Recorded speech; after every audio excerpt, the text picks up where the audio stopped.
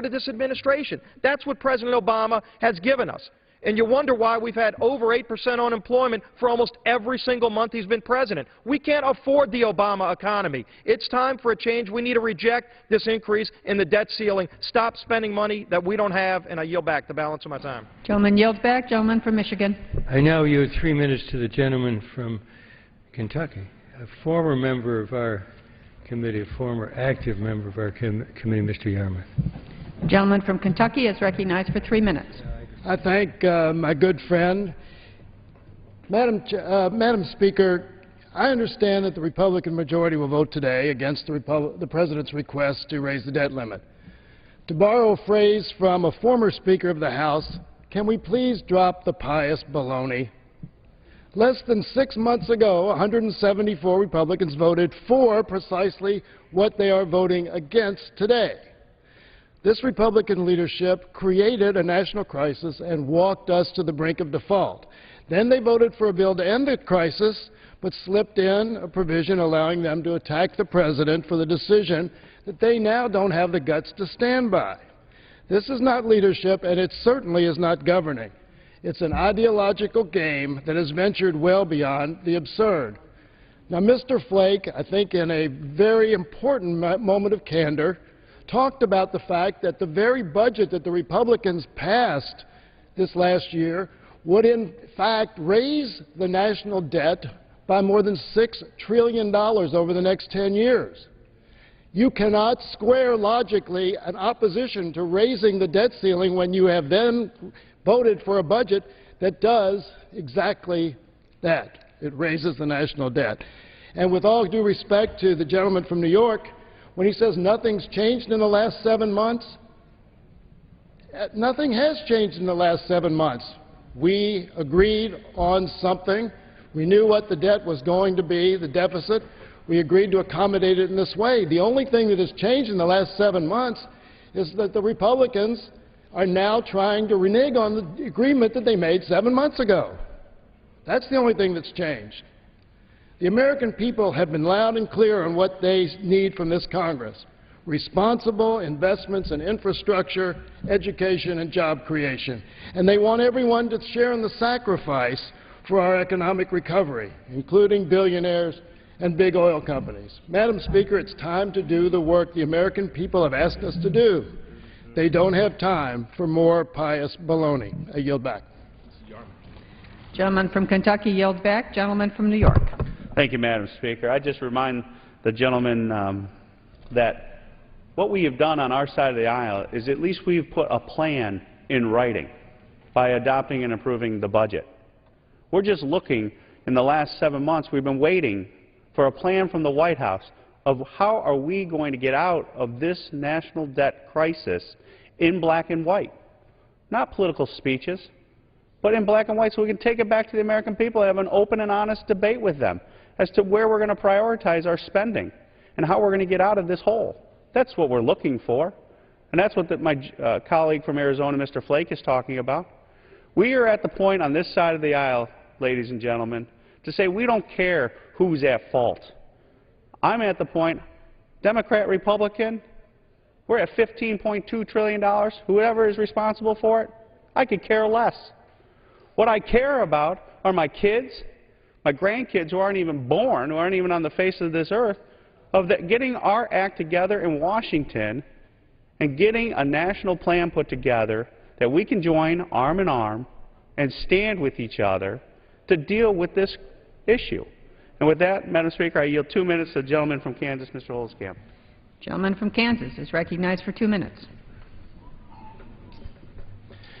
Thank you, Madam Chairman. I rise today in opposition to raising the debt limit again and again and again.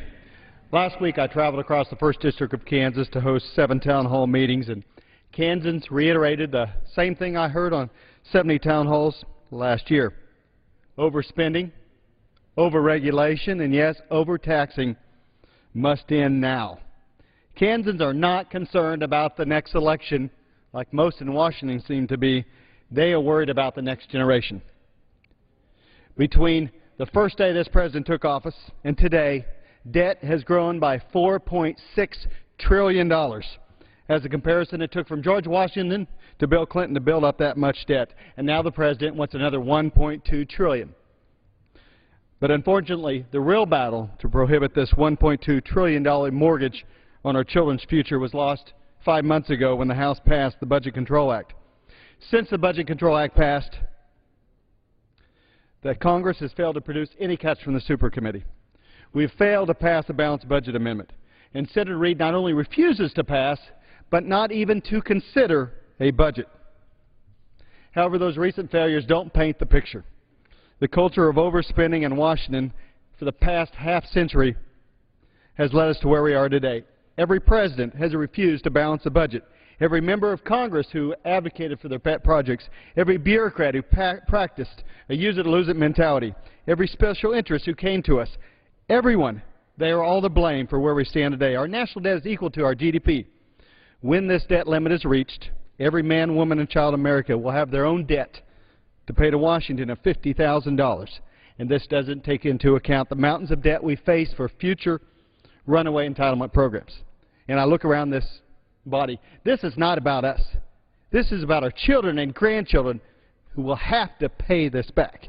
Unless and until Washington can get its grip on reckless spending and borrowing, the future of our country will remain online. I yield back the balance of my time. Gentleman from Kansas yields back the balance of his time, and the chair will advise the gentleman from New York that he has 34 minutes remaining on his side, and the gentleman from Michigan has 35.5 minutes. And the gentleman from Michigan is recognized. It's now my privilege to yield 5 of our minutes to our distinguished whip, Mr. Hoyer from the great state of Maryland. Gentleman from Maryland is recognized for 5 minutes. I thank the gentleman for yielding. Madam Speaker, according to a new poll by the Washington Post and ABC News, 84% of Americans disapprove of the way the Congress is doing its job. I don't know that the other 16% are paying attention because we're not doing our job well. And this certainly is not doing our job well. And the reason it's not doing our job well is because it is a pretense, a sham. This legislation is to pay bills that we've already incurred. Whether, as the gentleman said, it was incurred with your votes or whether it was incurred with our votes, we have incurred those expenses. This is about whether America is going to pay its bills. Nothing more, nothing less. Now, the previous gentleman said nobody had done anything about the debt. In point of fact, we did do something about the debt. We put revenue at levels commensurate with our spending. And as a result, in 1997, 1998, 1999, and 2000 and 2001, in 97 we brought the debt down to the deficit down to $25 billion, and for the next 4 years we had a surplus. Now, a couple of those years were not real surpluses because we counted on Social Security revenue. But 2 of those years were real surpluses. This is about whether we pay our bills that we have incurred. Not doing this would be irresponsible and would lead, I think, to further disrespect by the public, and properly so. One of the reasons for this feeling by the public is that Americans are tired of political games. This is a political game. This is a game that will say, see, I voted against debt. Now let me tell you how you can vote against debt. When you cut taxes in 2001 and 2003, I agree with my friend. It's not about blame, it is about learning, however. When we cut taxes in 01 and 03, 2001 under George Bush, we didn't pay for them. We pretended they would pay for themselves. They didn't. Alan Greenspan says they won't. We ought to learn from that. Learning from that, we ought to say, yes, we'll pay our debts. The President doesn't want this money. It's not for the President. It's for bills that we incurred in fighting 2 wars, in giving tax cuts primarily to the wealthiest in America, to passing a prescription drug program that, frankly, all of us now support, but we didn't pay for it. And as a result, we got deeply into debt. And we have to get out of that debt. And we have to show courage wisdom and hopefully intellectual honesty in getting to that. The American public are tired of seeing Republicans spending time on votes simply because of electoral positioning. And frankly, they'll be tired of us doing the same thing. But that's all this is. That's so we can say, look, what we voted for, this is not our debt, we voted against it. But that's not responsible, it's not honest. And I think most of you know that. The resolution before us today is simply another waste of time. More than that, it undermines confidence here and around the world. Some of that debt, of course, we owe to people around the world. It is the essence of political gamesmanship and does nothing to reduce the debt or create jobs. And we spent a whole day on it. As a matter of fact, this is the only full day we're going to spend in January debating any issue. Americans know that we ought to pay our bills. They know we reached a deal in August that said both parties will work together to address our deficits in a way that will provide certainty to our businesses, markets, and families around the dinner table. Agreeing to this resolution would only provide more uncertainty at a time when our people need to see us working together on a big, balanced deal to meet our fiscal challenges. My friend and I are both for that effort. I am very much for that effort. But I don't pretend that not paying the bills that we've incurred are going to solve that problem. The only thing that's going to solve that problem is we're going to ask everybody to contribute their fair share. Yes, we're going to have to make some cuts, and we're going to have to make some cuts that neither side will like, and we're going to have to raise revenues that neither side will like. But I will tell my friend who is waiting for his grandchildren, I have 3 grandchildren now, and I have 2 great-grandchildren. And he's right. They're the ones who are going to have to pay this bill. And I saw my young friend, a new member from South Carolina. I can't call his name right this second. May I have 2 more minutes? I yield the gentleman an additional 3 minutes. The gentleman is recognized for additional 3 minutes. I thank the gentleman for yielding. I saw my young friend passionate about not passing these bills along to his children. I thought to myself, I could give that speech. But very frankly, I voted against cutting taxes without paying for them. I voted against the AMT without paying for it. We paid for it when we sent the AMT. I think it needs to be fixed, and we paid for it. I will vote no on this resolution, as comes as no surprise after you've heard me talk. And I strongly encourage my colleagues to do the same. Why? America is disheartened because they do not believe we are honest in dealing with them. They believe we play political games. They believe that we are not addressing the issues they know are of importance, and they know do not have easy, simplistic answers. I hope Democrats who vote no, will vote no, are joined by a large number of Republicans. Not because you like debt, not because any of us like debt. And very frankly, I voted for the Clinton revenue increases in 1993. That the prediction on your side of the aisle was it would destroy the economy, unemployment would spike, and the deficit would explode. None of that happened. You were wrong. All of us are wrong from time to time. Dead wrong. As a matter of fact, we enjoyed the best economy I have seen in my adult life in the 1990s. And we have seen the worst recession in my life after pursuing the Bush policies for 8 years.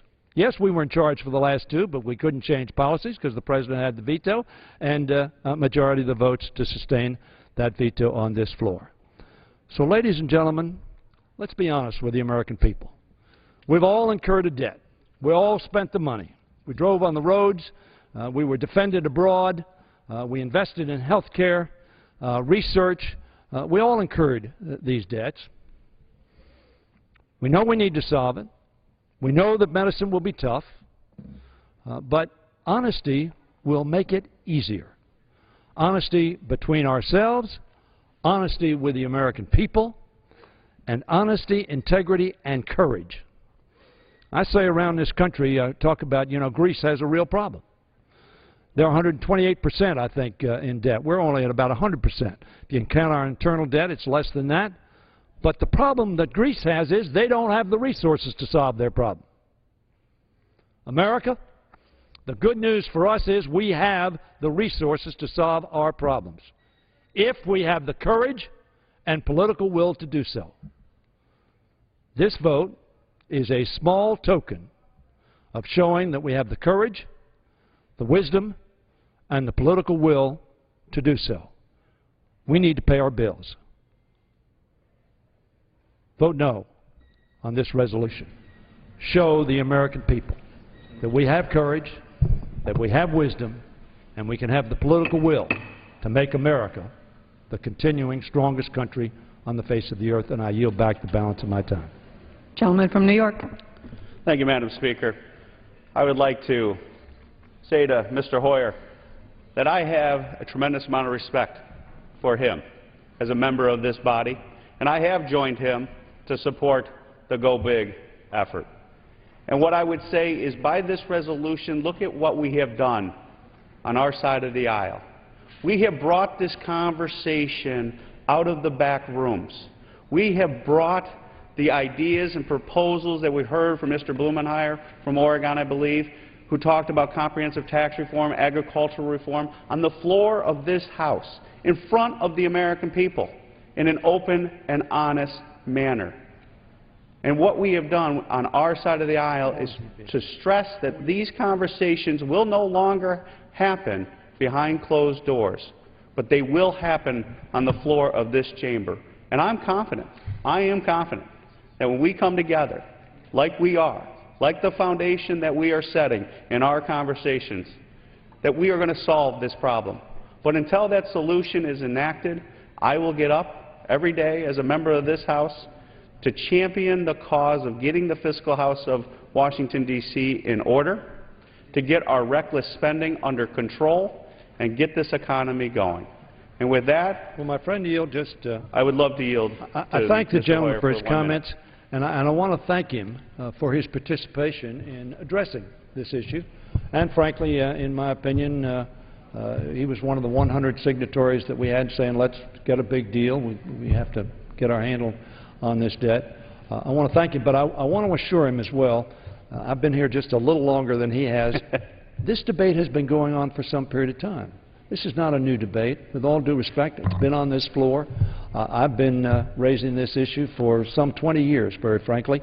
Others have as well on both sides of the aisle. The debate has been going on, but as I said, we need to summon the courage and political will to not just debate it, but to address it and address it effectively. And I thank the gentleman for yielding. Thank you. Madam Speaker, with this, I'd like to yield 2 minutes to the gentleman from Mississippi, Mr. Palazzo. Gentleman from Mississippi is recognized for 2 minutes. Thank you, Madam Speaker, and I want to thank the gentleman for my time. It's a new year, and we have a new chance to tackle some real problems in this session of the 112th Congress. But real problems need real solutions.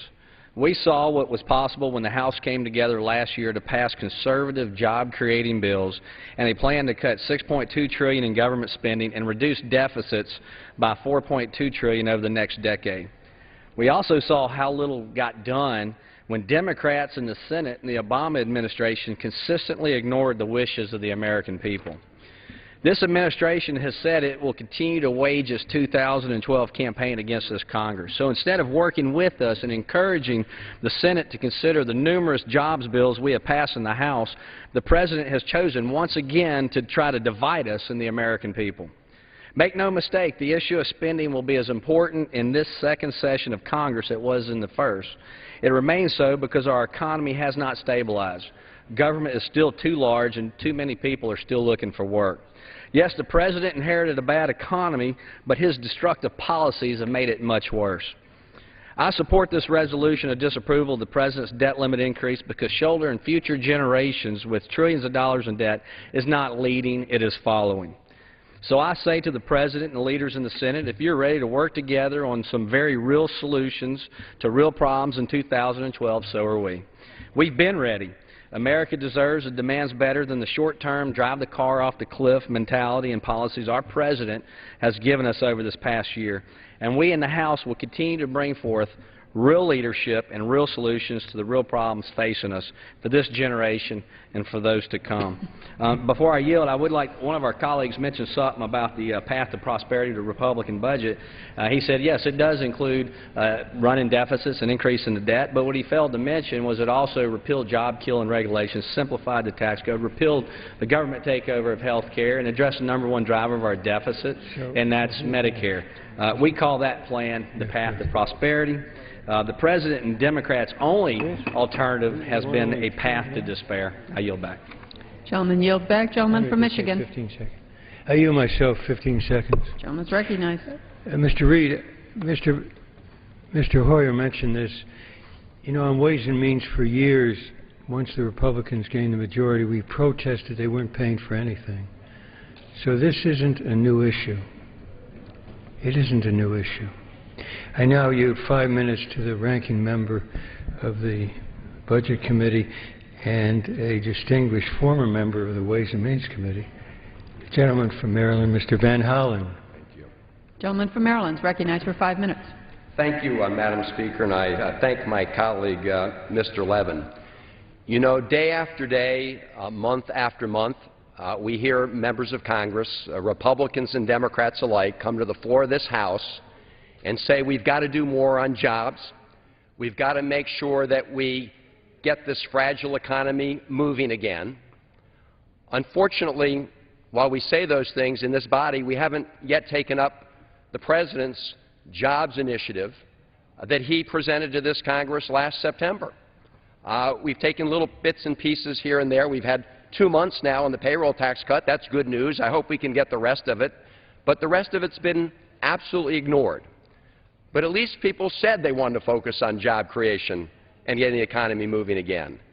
And what's incredible about today is we have our Republican colleagues advocating a course of action which, if we took them seriously, would wreak absolute havoc in the economy. It would destroy jobs throughout the economy.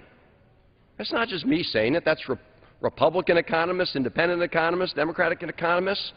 If the United States, for the first time in its history, refused to pay its debts, if the United States, for the first time in its history, refused to make good on the full faith and credit of the United States, the economy would fall to pieces.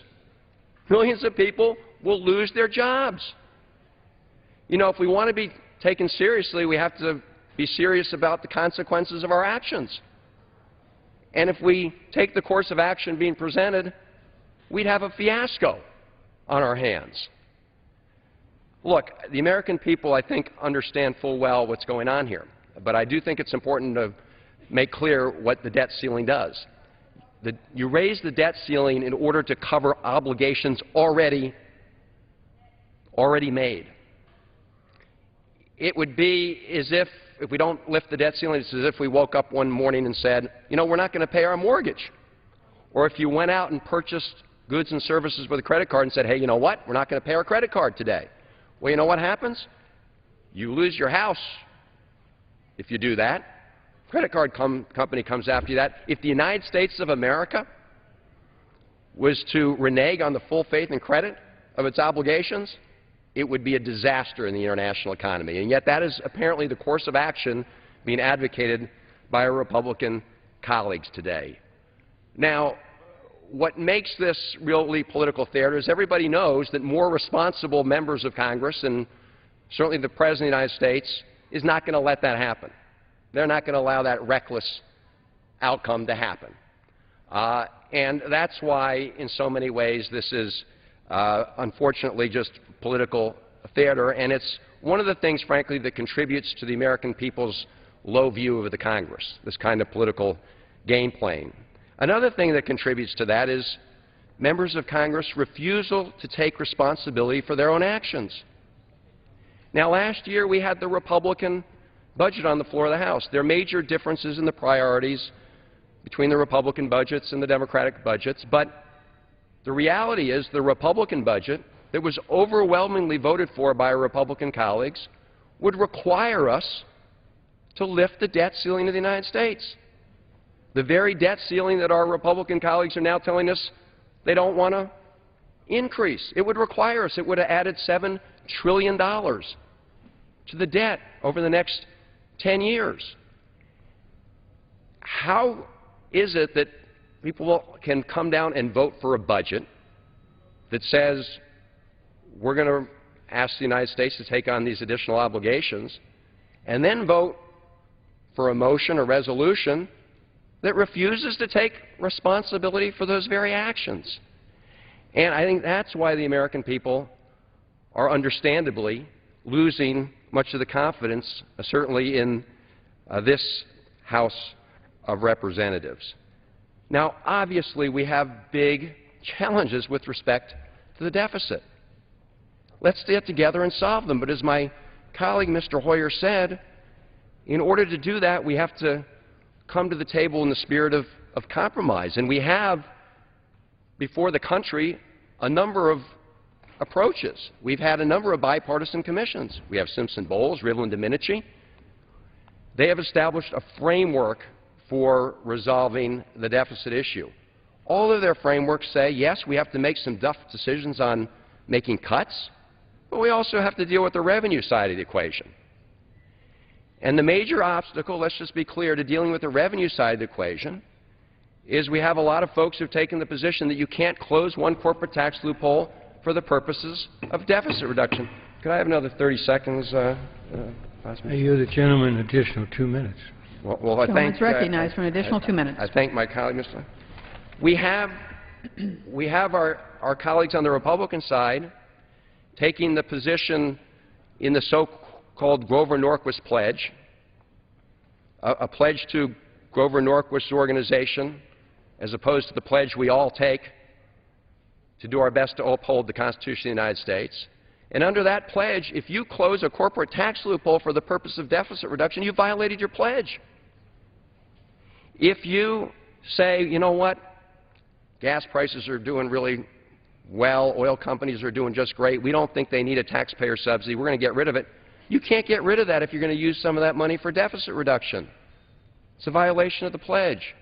So, yeah, let's get serious about deficit reduction. Let's take a balanced approach. We have a bipartisan model, at least a framework, in Simpson-Bowles. But let's be serious about that. But the reason this process on the floor of the House today is not serious is because everybody recognizes the United States can't afford to default on its full faith and credit. Everybody, that is, except for the folks who are apparently going to vote to say we can't raise the debt ceiling, that we are not going to take responsibility for paying for obligations already due and owing, budgets already passed. What kind of message is that to our children? You gotta pay for your debts, but you know what? You don't really have to. Wink, wink, nod, nod. Go ahead and, buy those things on your credit card and then decide the next day you're not going to pay for them. What a terrible message that is. So let's take responsibility, colleagues, for our actions. Let's not play political games. And most of all, let's not follow the advice that our Republican colleagues today are recommending, which would undoubtedly, if taken seriously, result in economic chaos and a huge loss of jobs. Thank you, Madam Speaker. Gentleman from New York. Madam Speaker, I'm happy to yield 2 minutes to the gentlewoman from New York, Ms. Sparkle. Gentlelady from New York is recognized for 2 minutes. Thank you, Madam Chairman and Madam Speaker, and I am pleased. Thank you to my colleague from New York. We prepare remarks to come down here and speak, but as I listen to my colleagues across the aisle, I just have to comment on a couple of things here today. First and foremost, this is not a Democratic or Republican issue. The debt that this nation faces is not partisan. It's an American issue. We need to join together and to figure out a path forward. And to hear my colleagues across the aisle demagoguing, we heard them demagogue our Republican budget. Well, I challenge the Senate to put forth a budget and let's put a spending plan in place. This debate about the debt ceiling is critical to this country because we can't get the Senate to the table to debate a budget. So we've got to somehow get our comments out and get to the American people how very important it is to stop the spending. The United States of America doesn't have a taxing problem. We have a spending problem. And until and unless we get our spending under control, we cannot move forward as a nation. It isn't about taxing the American people anymore. They're taxed enough. We need a fair and a flatter income tax. We need to revise our tax code, but most importantly, we need to stop the spending. This past week, our President came out, Madam Speaker, and he talked to us about consolidating departments within the federal government, about decreasing government, making it more efficient. And yet he comes to us and he asks us to increase the debt ceiling. That's talking out of both sides of your mouth, Madam Speaker. This President, I believe, thinks that government has the answers, and he wants to give the bureaucrats a blank check to move forward and to spend this country into oblivion. I came here as the mother of 6 children and the grandmother of 12 because I believe the best thing we can do for this country is to get our spending under control. Stop spending money that we don't have so that the country that we give to our kids and our grandchildren is a better place with more opportunity and the American dream. I yield back. Thank you, Madam Speaker. Gentleman yields back. Gentleman from Michigan. Thank you. I now yield 3 minutes to the active gentleman, very active gentleman from Vermont, Mr. Welch. Thank Gentleman's you. recognized for 3 minutes. I thank the gentleman. Madam Speaker, the course of action that is being proposed by the Republican majority is 2 things. 1, it's reckless and irresponsible, and 2, it's cynical and very political. First of all, why is it reckless and irresponsible? It is because this country has never seriously considered defaulting on its obligations, saying no to paying its bills. What great country would ever seriously suggest to its citizens that it will stiff its creditors with all of the economic chaos that would ensue? Also, the reason that we have to raise the debt ceiling is not so we have permission to spend more money. It's to meet obligations that have been incurred. Many of those obligations, incidentally, are for expenditures that I opposed, but you supported. The war in Iraq, the extension of the Bush tax cuts, Medicare prescription drug Part D that was never paid for, the extension of the Bush tax cuts a year ago December when it was going to add $800 billion to the 10-year deficit, but even then, in order to accommodate that, you wouldn't raise the debt ceiling. So that's the irresponsible part of this proposal. Obligations incurred are obligations that must be paid. I was against the Iraq war and didn't want to spend that money. Had I been here, I would have voted against the Bush tax cuts because I thought it was bad policy. But as a member of Congress, those were congressional obligations. I believe that we and I have an obligation to stand behind them. But secondly, the reason I believe this is cynical and political is 2 things. First, these budget requirements are ones that were incurred in many cases at the urgency, at the advocacy of our Republican majority. Secondly, this process that we're now doing is one that was designed to allow people who wanted to stand up and vote no against extending the debt ceiling the opportunity to do so they could claim they were against it, even though it was designed as well to guarantee that the debt ceiling would be raised, just putting the full burden of making that happen on the President of the United States. I'm glad that he's willing to bear that responsibility, but I question whether the American people are fooled by a congressional maneuver whereby the majority is saying that we want to say no, that we're against raising the debt ceiling, even though we've guaranteed a process by which it will happen. I thank you, and I yield back. Gentleman from New York. Madam Speaker, I'm pleased to yield 2.5 minutes to the gentleman from Tennessee, Mr. Desjardins. Gentleman from Tennessee is recognized for 2.5 minutes. I thank the gentleman. Madam Speaker, our nation is over $15 trillion in debt. But what does $15 trillion in debt really mean? Well, it means that every American share of the debt is roughly $48,000. It means that our debt is more than our nation's yearly gross domestic product. It means we must borrow 40 cents on every dollar we spend. And it means that China can purchase a new F-35 Joint Strike Fighter every 2 days with the interest we pay them. While these facts alone should cause concern, the truly frightening part is that there is no plan in place to prevent our debt from continuing to grow.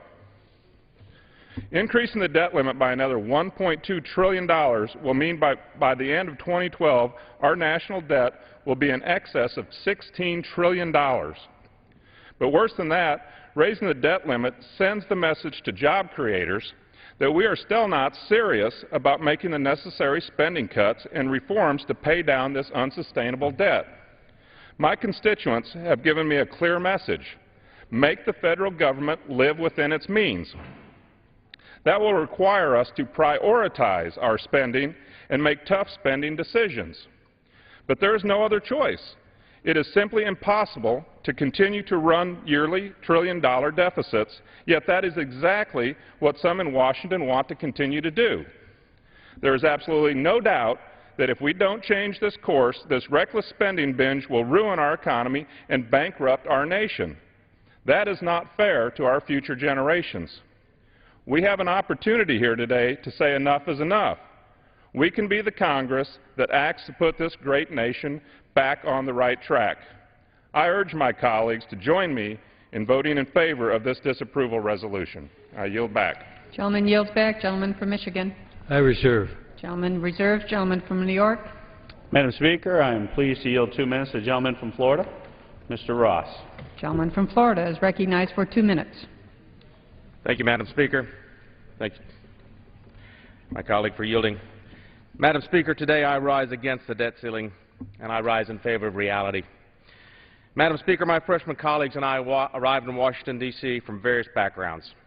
Many, like me, own their own businesses.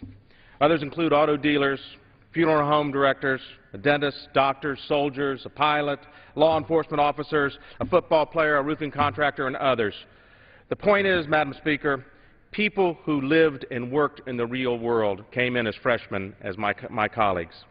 Many of that same group have been told, we just don't understand how Washington works. The fact is, Washington doesn't work. Only in Washington is slowing the rate of growth in spending called a cut. Only in Washington are job creators called a myth, but bailouts are called a stimulus. Madam Speaker, the sad reality is that Washington doesn't work, but what is more saddening is that it can. Our founders, in their enduring wisdom, crafted a system of government with checks and balances. Just because we have a president that is willing to spend our way into further debt does not mean that this branch of government has to go along with it. We have the ability right here, right now, to stop repeating the fiscal insanity that has led us to trillions in debts and deficits. The fact that we're even talking about raising the debt limit without any realistic, credible plan to pay off our debts shows just how ingrained in our thinking this irresponsible spending has become. The fact that this president wants to spend 23 to 25% of GDP when over the last 80 years this government has never come close to matching that in revenues, regardless of tax rates, is a travesty to the American people, our children, and our grandchildren.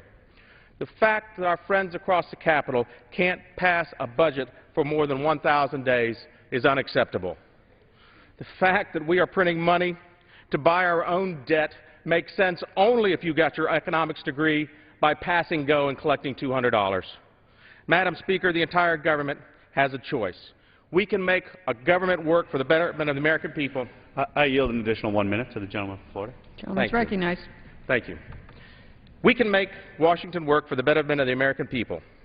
Will we live in the real world, prioritize spending and, yes, go without, or will we continue to play in congressional Candyland, the place where some say the sky is blue while others say the sky is red, and at the last minute a deal is declared saying it's purple and it's called progress? Madam Speaker, the sky is blue, and at this time I ask Congress and the President to join the rest of America in the real world, and I yield back. Gentleman yields back. Gentleman from Michigan. How many more speakers do you have, Mr. Reed? We believe we have about 3 or 4. I reserve. Gentleman from Michigan reserves. Gentleman from New York. Madam Speaker, could I inquire as to the amount of time we have left? The gentleman from New York has 23.5 minutes remaining, and the gentleman from Michigan has 17.25. Gentleman from New York. Madam Speaker, at this time I'm happy to yield 3 minutes to the gentleman from Pennsylvania, Mr. Fitzpatrick. Gentleman from Pennsylvania is recognized for 3 minutes. Thank the gentleman. Madam Speaker, I rise today to state the obvious, that the federal government still spends too much and it borrows too much. President Obama has asked the Congress to raise the debt limit by $1.2 trillion. Let's put this number into perspective. There are 83 million families in the United States, so what the President is really asking is for every hardworking American family to mortgage an additional $14,450. While middle-class Americans are struggling, the President has requested to pile more and more debt on top of hardworking taxpayers. Americans are tired of hoping that their lawmakers will come together and find common-sense solutions to a very serious problem facing our nation. Our national debt stands at over $15 trillion. Our outstanding debt totals 100% of our gross domestic product. Our credit rating has been downgraded. Medicare will be bankrupt in 9 years, and Social Security faces insolvency. The time for hope is past. We must act.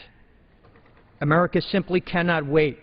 We got into this mess because of a decade of budget tricks, accounting gimmicks, and empty promises. We did not get into this situation overnight, and we certainly cannot get out of it overnight. But the fact is we need a common-sense budget and a federal government that is efficient and effective, not one that wastes money of hardworking taxpayers. If we do nothing, American prosperity will drown in debt, as we are currently on an unsustainable path of trillion-dollar-per-year deficits. But if we make the hard decisions today, we can avoid the unacceptable consequences that we will surely face.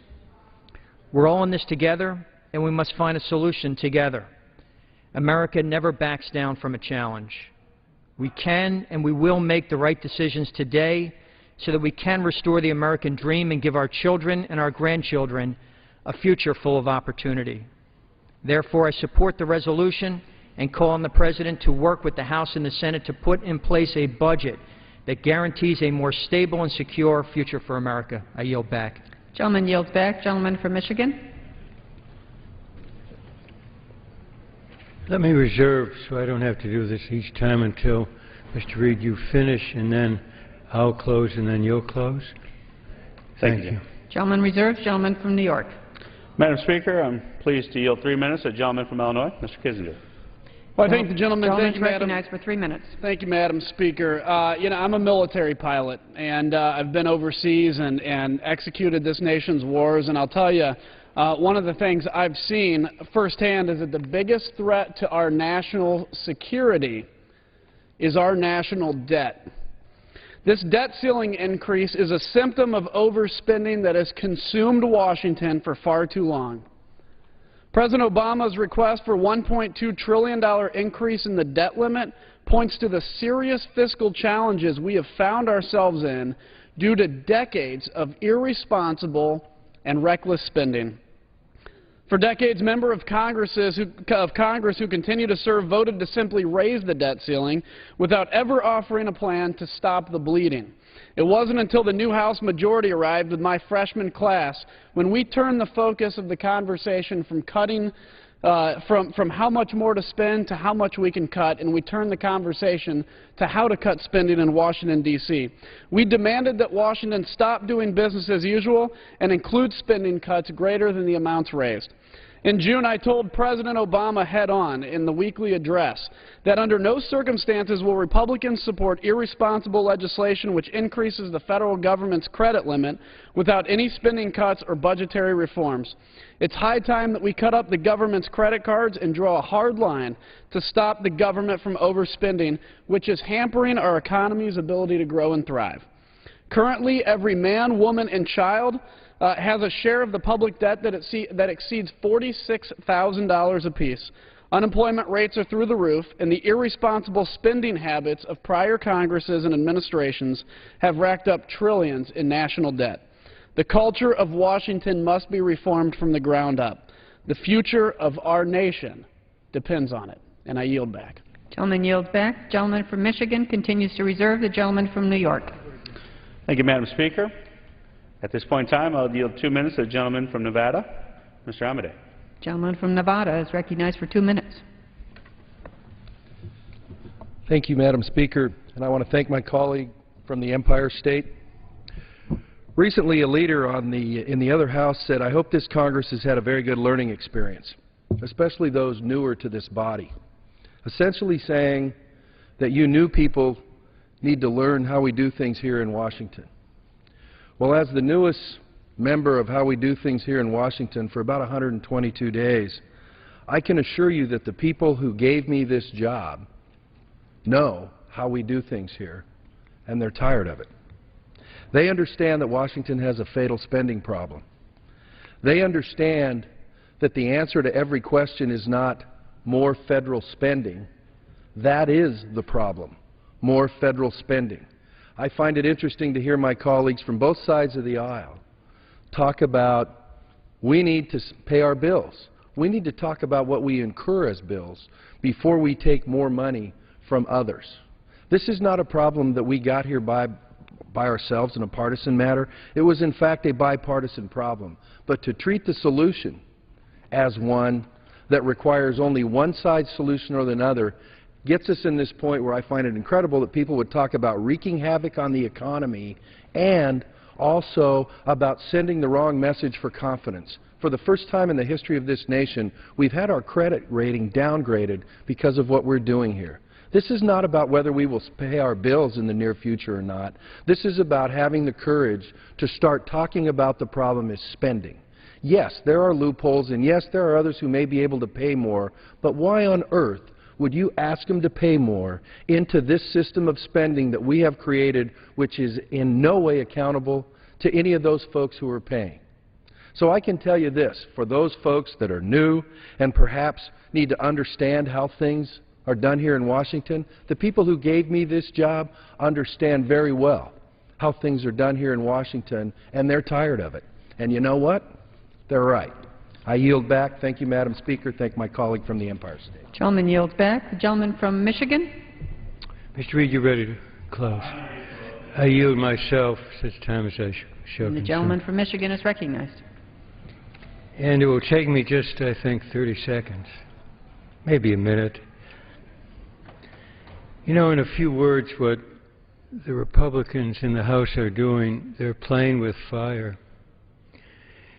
And that's reckless. They know that others will put out the fire. And we'll vote, many of us, to do that today. And if we don't succeed, the Senate will do so. This, I think, is worse than a charade because it really assumes that the agenda of this Congress should essentially be a kind of a plaything. A number of the people who came to speak for this resolution voted in August for the resolution that brings us here today, including, I think, Mr. Reed. So I think what's changed is not our responsibility, but the ability of some to kind of have it both ways, to vote yes on the resolution, knowing that as it goes to the Senate, this potential damage to the economy will be saved. I yield back. Michigan yields back. Gentleman from New York. Thank you, Madam Speaker, and I thank my colleague on the other side of the aisle, Mr. Levin, for engaging in this debate today that is so important, in my opinion, to the future of this nation, to the future of the world, in the sense that we need to get this issue under control once and for all. The national debt is a serious threat to our very existence as an American nation. You don't have to take my word for it. You can take the word of the former Joint Chief of Staff, Admiral Mullen, who, when he was asked by the President what is the biggest threat to our national security, And Admiral Mullen responded, not a military threat, but that the national debt, a fiscal threat, is what jeopardizes us most in regards to our national security. When I hear that type of opinion and advice coming out of our military leaders, I'm very concerned. And it should send a message across the nation that this debt needs to be addressed. But it doesn't necessarily just need to be addressed for the purposes of the threat it represents to our national security, but also the threat that it represents to the economic recovery that we're trying to kindle in this city, across America. The national debt represents a threat to that American recovery when it comes to putting our men and women back to work, because it is the cancer that is causing concern across all of small business America, all across the private sector, when they express that they don't have the confidence or certainty that Washington will take care of the problems that threaten us most. So it's time that we come up with a hard plan. Now, my colleagues during this debate referenced the House budget as the plan that was adopted here, that somehow by voting for this resolution we contradict ourselves because we voted for that House budget, because it called for an increase of the debt ceiling. But I would remind my colleagues on the other side of the aisle, that budget only passed this House. The Senate has yet to enact a budget. It will be soon 1,000 days that the Senate of the United States of America has not passed a budget. So if we don't have a bicameral, a U.S. House and a U.S. Senate committed budget that we can rely upon to solve this issue, how can we only rely on the House budget to see us through? And so this resolution today sends a message to the Senate, to the nation, that the House of Representatives will remain committed to finding a solution on this issue.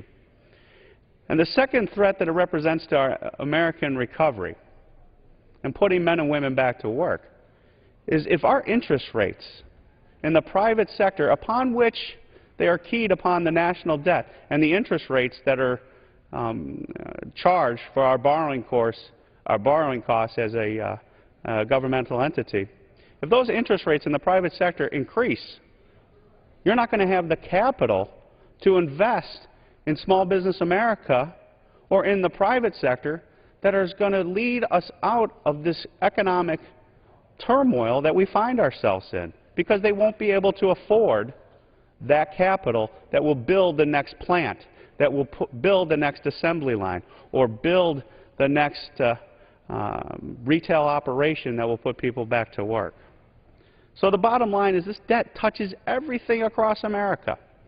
And what we're doing with this resolution is saying we are going to deal with it, and we're going to continue to deal with it until we get a plan in place from the White House, from the U.S. Senate, and from the U.S. House that deals with it once and for all and brings certainty and confidence back to the American market. Because, Madam Speaker, it is time to lead this nation, not hide. It is time to put our ideas in writing, debate them with the American people in an open and honest fashion, and once and for all, even be willing to sacrifice our political lives to do what's right for the American people. I'm committed to doing that if it means that we will save my children's generation and the generations yet to come. That's what needs to be done. It needs to be done. And I think my colleagues on the other side of the aisle know that. We know it on our side of the aisle, and our hand is open to work in a bipartisan fashion. And I'm glad that I heard many comments today on the other side of the aisle that are committed to that commitment also.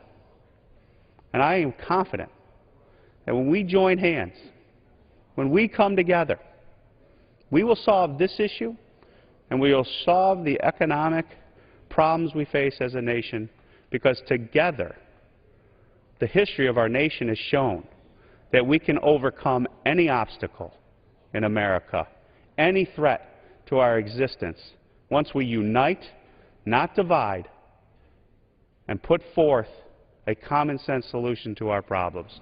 And with that, Madam Speaker, I ask all my colleagues to support this resolution, and that I yield back.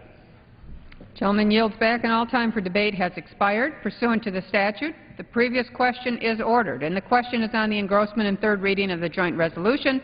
Those in favor signify by saying aye. Opposed say no. The ayes have it. The ayes have it. Third reading. Resolution relating to the disapproval of the President's exercise of authority to increase the debt limit as submitted under Section 3101A of Title 31 United States Code on January 12, 2012. The question is on passage of the joint resolution. Those in favor signify by saying aye. Those opposed will say no. The ayes have it. The joint resolution is passed. For what purpose does the gentleman from Michigan rise? As for yeas and nays. The yeas and nays are requested, and those favoring a vote by the yeas and nays will rise. A sufficient number having arisen, the yeas and nays are ordered. Members will record their votes by electronic device. This will be a 15-minute vote. Members are voting now on disapproval of the President's request to increase the debt ceiling by another $1.2 trillion. Under a deal worked out last summer, both the House and the Senate must pass this disapproval to block the debt limit increase, and they must pass it with a two-thirds majority to overcome a presidential veto. The House voted to disapprove the first debt ceiling increase last September, but the resolution was never adopted in the Senate, so the new debt level went into effect. As this vote continues, another story we're following, President Obama has decided to deny the permit for the proposed $7 billion Keystone oil pipeline that would run from Canada to the Gulf Coast. The president saying that the decision is not a judgment on the pipeline's merits, but the arbitrary nature of the deadline. In a press briefing, House Speaker John Boehner says the president is breaking his promise to create jobs by rejecting the plan.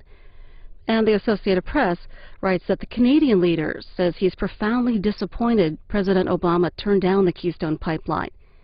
You can see the White House briefing, House Speaker John Boehner's news conference, and also House Democratic leader Nancy Pelosi's briefing on the pipeline at our website, cspan.org.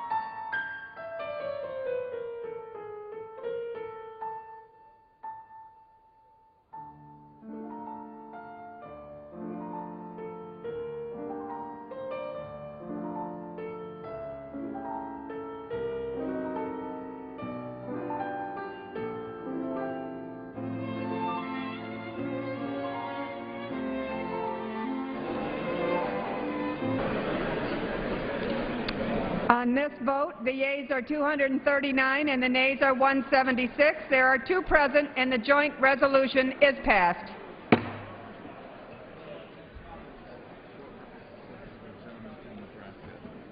For what purpose does the gentleman from Nebraska rise? For what purpose does the gentleman from